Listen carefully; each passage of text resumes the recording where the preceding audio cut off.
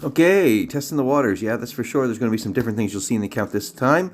For the whole month of July, I really did nothing but just deposit money into the account and transferred some over into the US side of things. But come into August, first thing I did was collect a little bit of dividend, $4.70. Nothing too crazy, but whatever, we'll take it. It's money.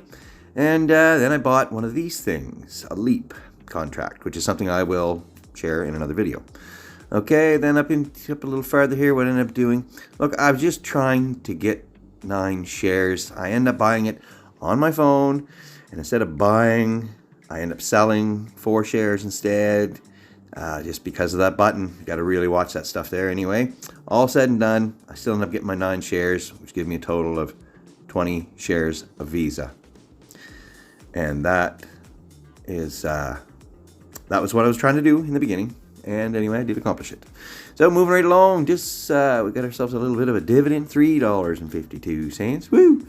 A couple bags of chips. Anyway, that's all right. And on farther here, trying to buy some more, and I bought 6 more shares of Apple. So that puts it up to 30. And then I wanted to get rid of some of these stocks that don't pay a dividend. So I sold the PayPal, sold the Square, and used that money and put a little more with it and bought 5 more Apple shares.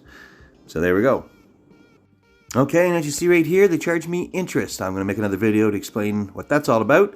So there we go, 35 shares of Apple at $159.04 a share and 20 shares of Visa at $217.12 a share. And a LEAP contract that I paid $495. And there's a quick peek inside my account.